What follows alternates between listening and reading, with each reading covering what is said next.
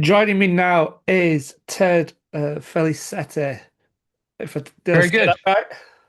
Not too bad. Of the American pop punk and rock and roll band Don't Panic. How are you doing today? Good, man. How you doing? I'm doing good. So let's just start with the history of the band. Okay. Let's see. It's kind of a weird one because we started in 2009, but what it wound up happening was I was playing in another touring band and I was kind of doing that full time. The band broke up in like 2009 or so, and I'd started this band as like a side project that I was just trying to keep myself busy in the downtime. And then that band broke up and I was just like, well, I guess I'll make this my full-time, deal. So I had met our guitar player AJ through a mutual friend on MySpace, and we had found out we lived right down the street from each other. So we met up and we talked, and then we were just like, hey, I showed him the songs I was working on. And we were like, hey, let's do this thing. So then we had our the bass player from my old band join, and we had our drummer join, and we recorded an EP, and then we did a U.S. tour with the Ataris, and then when we got back from that tour, we were in our early 20s, we were all kind of broke, and we were like, well, let's take a break, let's everyone go to work, make some money, and then we'll get back to this, and that wound up taking 7 years. So in 2019, we decided to get back together. My brother Rob joined the band Bowling for Soup, and he started playing bass in the band in 2017 or so. And in 2019, they were doing a U.S. tour with Real Big Fish, and he was like, "Hey, do you want to just come on the tour and hang out?" I was like, yeah, sure. So I flew down to Florida, jumped on their tour bus, and just kind of hung out on the tour. And as soon as I got on that tour, I was just like, oh my God, I miss playing music so much and being in a band. And as second I got home, is like I called AJ and Anthony, everybody. I was like, hey, I want to do the band again, and everyone was into it. So we kind of consider 2019 like our start, because that their first like 2 or 3 years was like, testing the waters, just like doing a little thing. And we were still a band in between that time. We never like broke up, but we just didn't release music. We didn't really tour. It was just kind of like, hanging out and relaxing. And but then, we came back to it. Now we've been going for the last 7 years, pretty much full time. So you mentioned Bollywood Soup. We spoke with Jarrett a couple of years ago. We spoke with Kelly from the Dolly Rots, so a lot of connections here. Yeah. What is Jarrett like in person from you? He is exactly like he is in his videos or on stage in person. He's just like super friendly, super excited, always wants to help his friends, always wants the best for everybody. He's the sweetest guy I think I've ever met. So he is genuinely the person that you see. That's the guy he is. He is he's just a great person to be around. And, you know, he likes his quiet downtime too. There's a lot of times that we'll be in the green room, is just on his phone quietly, reading. But he's definitely the guy you see on screen and on stage. That's the person he is. So musical influences. What were you listening to when you grew up, growing up? So when I started growing up, my parents were very much like push their music on me. So I started with like the Beatles, the Eagles, Tom Petty, Traveling Wilburys, all that kind of stuff, Eric Clapton, and then as I grew up a little bit and got a little older in my teens, as when I started to listen to punk rock music. And I think the first tape that I ever bought was in 1994, which shows you how old I am. I'm in my 40s now. But it was Green Day's Dookie. I bought it in 94, came out. It was a blue cassette tape, I remember. And that kind of like changed stuff a bit for me, where I was just like, oh, I could actually be a musician. Like, I don't have to be the Beatles. I could be Green Day and Nirvana and play four chords on a crappy guitar. And then when I got into high school, again, it was like Fat Records punk rock music really was like my thing. So Face to Face and No Effects and No Use for a Name and Millencolin and started my first punk rock bands. And then it's been kind of evolving as I go.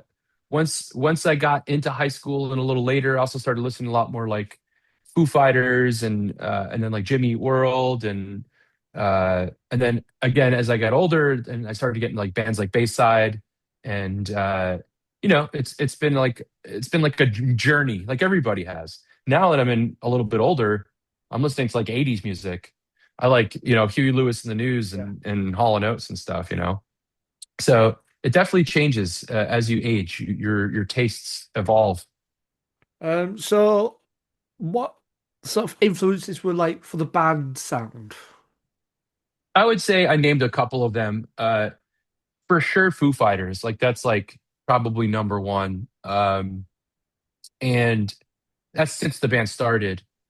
On this particular like lately it's been a lot of Jimmy Eat World, Bayside. There's some like punk rock stuff like I said like Mill and Colin, No Use for a Name. Like our guitar player is like a huge Story of the Year fan, so he always kind of brings that Metallica. He always brings like because he loves guitar, so he's always bringing that kind of vibe. And our drummer is much more into like Queen and Billy Joel. Hmm. So like he brings that style of drumming to a lot of our songs. So it's like everyone kind of has like their different thing that they kind of all contribute their influences into the music with.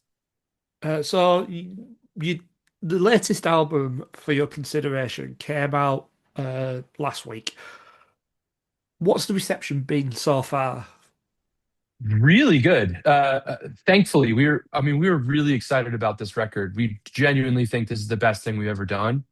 And right out the gate, we got a bunch of really great reviews and a lot of radio, like online and actual terrestrial, have been picking up a couple of the songs. Kerrang like did a put us in like their top 20, and Adobe Radio took like it's like a lot of cool outlets are like taking the songs and putting them up, which I guess means they like them. I would imagine it. As far as like our fans go and new people, everyone's been saying like this is our best stuff, and there's a lot of the new songs are replacing their favorites of our old songs. So the reception has been exactly what we were hoping for so far. Now, you came to the UK with the Dolly Rots Yeah, twice. earlier this year, back end of last year. Yeah. What was that tour like? Oh, amazing. We came, so that was our second time with them. We did a co-headline tour with them in 2023. And then we came back last year, 2025, and did a co-headline again. They're some of our best friends. We love touring with them. And they're all part of that family that like Bowling for Soup, Wheatus, Dolly Ruts, like everyone's like kind of all like, we're all part of this big group of friends and family. And the tour itself was amazing. We got to play a bunch of really cool clubs, and we are always blown away every time we come to the UK by how many people over there like our band and want to come see us play. So it's our favorite place to tour, and I'm being genuine, not just because you're from there, but it really is our favorite place because the people are just so excited and they love live music, and there's a lot of extra enthusiasm that you don't see in the States as much. And maybe that's because over here we get so many tours and Yeah. so many bands that people are just like, I could go to a show every day. Where it's like in the UK, a lot of bands have to fly over, which means they come over a lot less, and you get more excited about that. Yeah. Well, that does bring us on to my next question is the difference Beautiful. between the US fans compared to the fans in the UK. Yeah, it's enthusiasm, visible enthusiasm, I would say. I'm sure, people in the US get excited. I love going to shows too, but people in the UK, they go the extra mile when they're there. They make their own, shirts and they make their own, gear and they don't know all the words to all the songs, not just the popular ones. They learn the records, and they come and come early and hang outside and wait to talk to you, and they just get everyone's just really excited. They want to come with you to the bar after and have a beer, and it's just really cool. And it's we find that a lot of our UK fans, it becomes more of like friendship with a lot Yeah. of them than just them coming to see our band play. So that we really appreciate that. So when are you coming back to the UK? We haven't officially announced it yet, but this year, this summer, Ooh, uh, yes. So it's coming up. We're gonna be announcing it very soon, like probably before the end of April. Uh, but it is going to be this summer. I would say I could even say it's going to be in July, and we're going to be doing a split of shows. Half are going to be supporting a bigger band, and then half are going to be us headlining some smaller clubs. that is great news. So Ted, thanks for Yes. taking the time out to have a chat with us. It's been a huge honor, and Oh, thank you, Josh. good luck with the new album. And I will try and get down to the tours in the summer. Great. Where are you from? Uh, so just outside of Manchester. Oh, we'll be there. So you got to come hang. Yeah, will do. All right, man. Cheers. Thanks.